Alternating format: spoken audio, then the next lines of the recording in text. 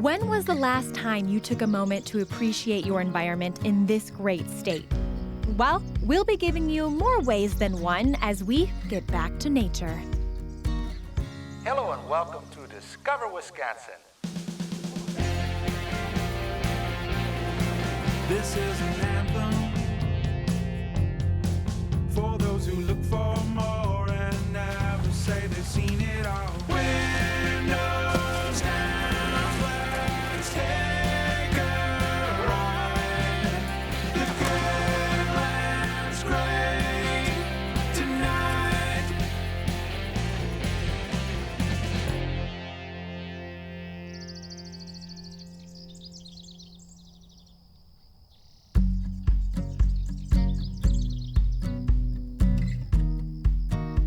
Aldo Leopold is one of the most respected conservationists of the 20th century.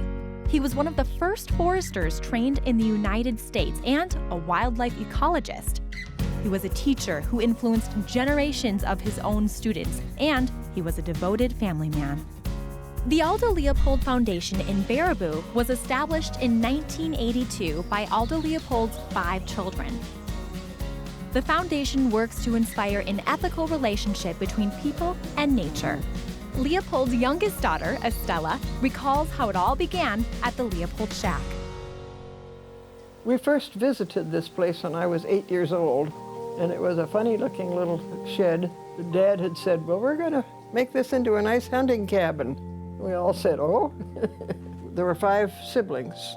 Wonderful brothers and sisters who helped Dad. Painted the inside white of this cabin, put on a door, put some windows in. The place, of course, is now very charming. We worked very hard to help the old cornfields turn into prairie and pine woods. Well, of course, that's the heart of that book of his, Sand County Almanac. And it's the heart of what we in this organization believe in, which is the ethical treatment of nature. We all think it's terribly important for the younger generation to become well acquainted with nature so that they learn to love it. Because if there isn't anybody that really loves the ecosystem, loves nature, who's going to defend it? Aldo Leopold becomes known within conservation and well beyond it for what he finally came to call the land ethic. It was a summary statement he wrote in the last year of his life, really, trying to bring together the threads of his thinking about conservation. And Leopold's conviction was that by reducing land to merely an economic entity, we would find ourselves in a dangerous position. We had to rethink our relationship to land, to recognize that our relationship to plants and animals, the soil, the water, the climate, the oceans, the earth. There is more than just an economic reality there. There's an ethical reality, a moral dimension. And in that sense, he became one of the leading early figures in a whole new field of conservation, what we now call ecological restoration, of working with the land to reclaim some of the pieces of it that we've lost, or the processes also that keep the land healthy. That's what he did in Madison when he helped start the University of Wisconsin Arboretum and helped create the first restored prairies anywhere in North America.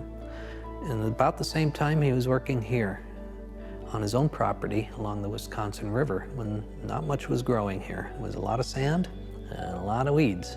And with his family and students and friends began the process here of ecological restoration. And here at the Aldo Leopold Foundation, they continue to do just that, as well as educate others on land restoration through the various programs they offer.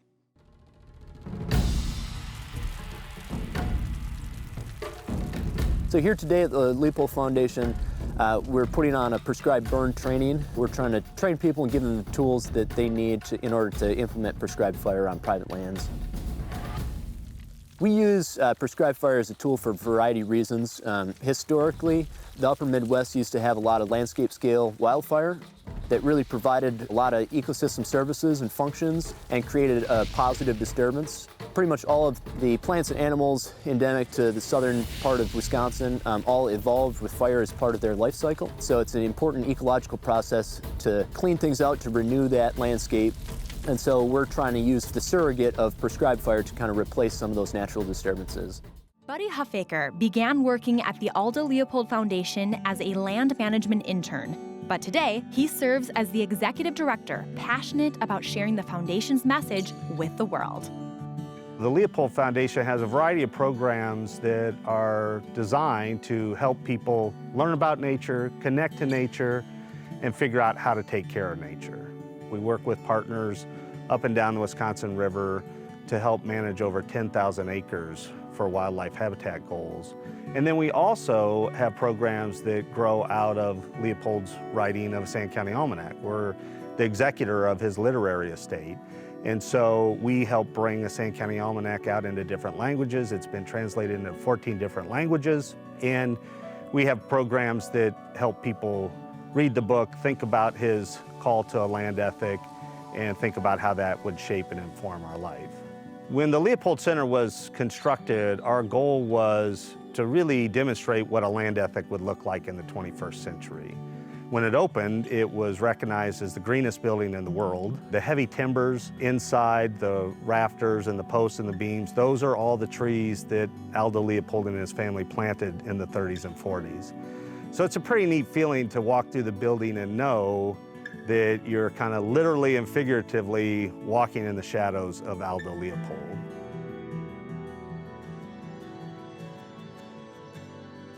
The foundation has a variety of classes that get people engaged in this outdoor landscape, like a tailored Learn to Hunt program that explores the connections between Leopold, ethics, conservation, and hunting. I have not started hunting. This is my first opportunity. I've been wanting to for many years, and this was just a great chance to do that. A number of us are going to be hunting right here. It could be a place that Leopold had hunted, certainly a place that he had walked and had seen.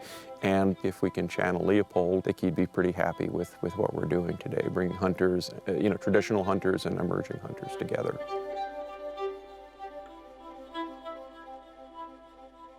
Most of what you see here wasn't here in Aldo Leopold's time. And part of that sacred quality comes from the fact that Leopold and his family, his students, his friends, worked literally with their hands in the dirt to restore this land, to bring it back to a state of ecological health. That meant restoring prairies, planting pine trees, stabilizing the soil, bringing back native plants and animals. So people look to this place and come here from all over the world in order to get inspired to carry it out in their own places. Yeah. So Aldo Leopold was quite young when he passed away. Just 61 years old. In the spring of 1948, he and his family were up for what was an annual ritual, the planting of the pine trees. And they were down at the shack down that way and noticed smoke rising on the eastern horizon. He and his family went out to help fight the fire, which turned out to be a fire that escaped from the neighboring farmer's property and was heading toward their pine trees. While fighting that fire, he had a heart attack and died. He was protecting his place, his pine trees, which he nurtured in his family. But he was also helping a neighbor because conservation is all about not only the plants and animals, it's about people, most especially those who you live literally closest to.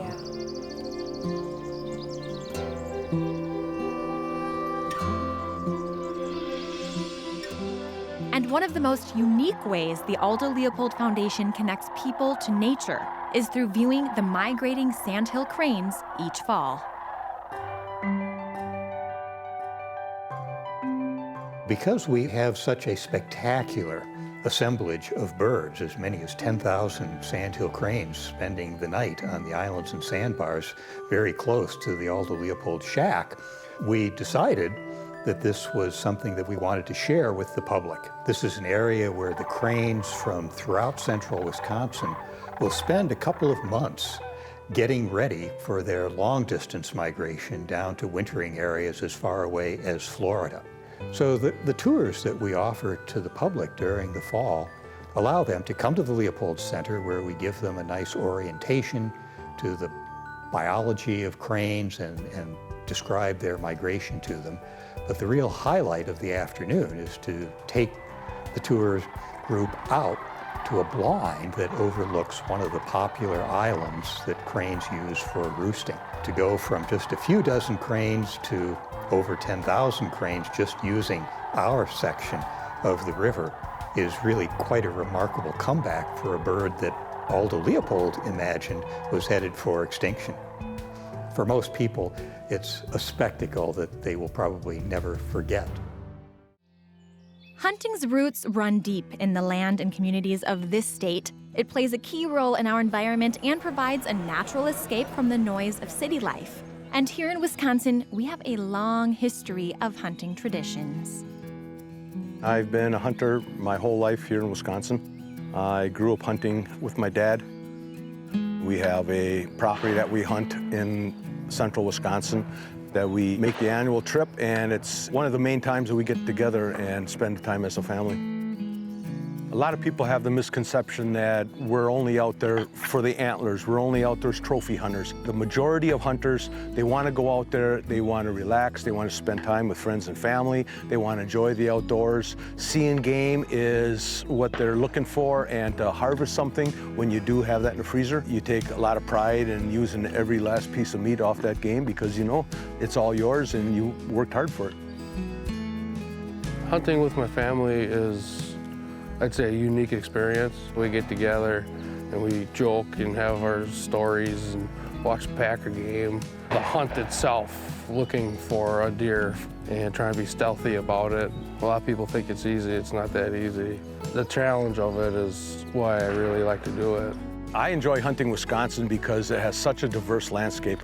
You can hunt the bluffs in the driftless area. You can go to the North Woods and get lost in miles and miles of federal and state land. Anything from bear to bobcat to deer to doves, you can hunt it in Wisconsin. We have so much public land. It's there, you just got to get out. Everybody has the same chance of doing it.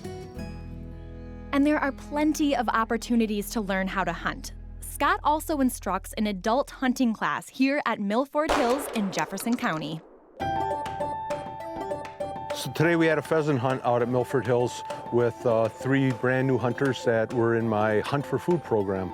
And it's part of a Learn to Hunt program that the DNR runs. They're introduced to wild game. I bring in something and cook it for them on the grill and show them whether it's deer or bear or wild goose. And they understand how good it is and how easy it can be turned into such a great dish.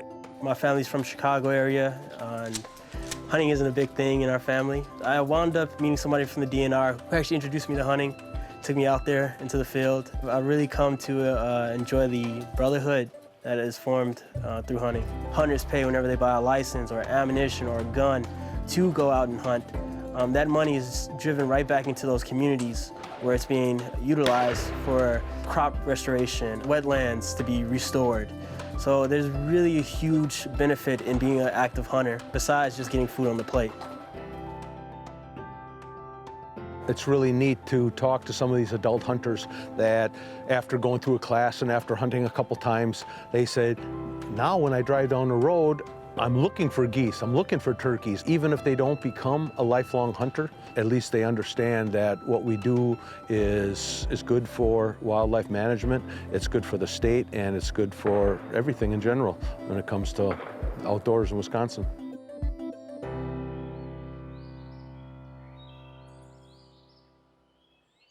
The DNR has a lot of great programs just like this to help you learn and get involved in the Wisconsin hunting community.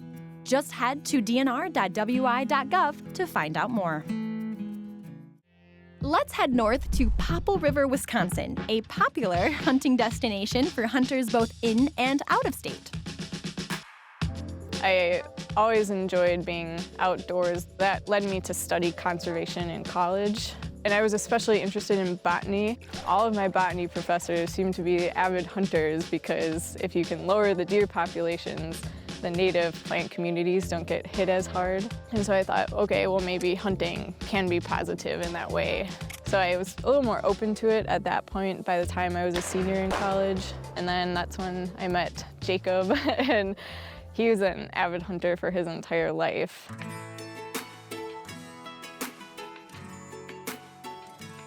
When we're out hunting with the dogs, it's more relaxed for us, especially because we have pointing dogs.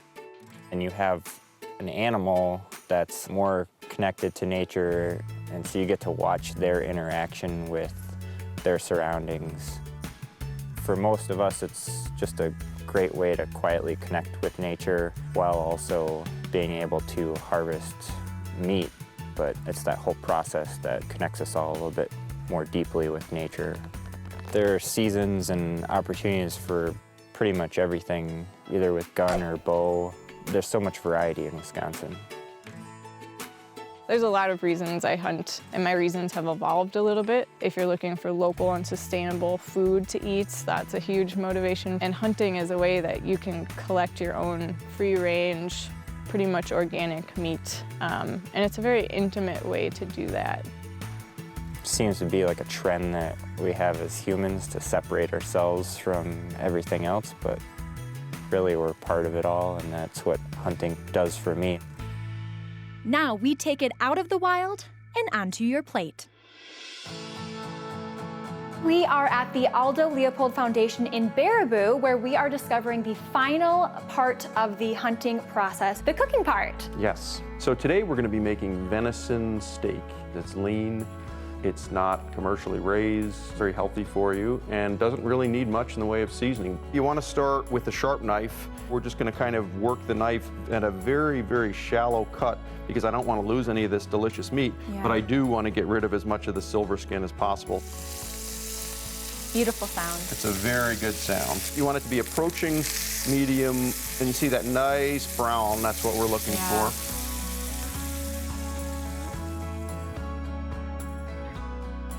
Smells amazing. Yes. I love the colors. It's good. Yeah, you're into it? Mm-hmm. That's an amazing Can we job. pass mustard? That's very good. Good. When you know that this was a meal that was, literally harvested in your backyard, absolutely. it just makes it taste that much better. I think so. And what I love the most about this is that the process, at least from my lens, wasn't that intimidating. No. DNR partners with this. We make it simple, we make it fun. Well, I do believe Aldo Leopold would have approved of this meal, for sure. Well, I'd like to think so. I think so. Whether you're out there helping bring back the native species or hunting overpopulated ones, it's important to understand our place in the natural world around us. There's an ethical responsibility to treat everything and everyone in our environments as part of the whole community.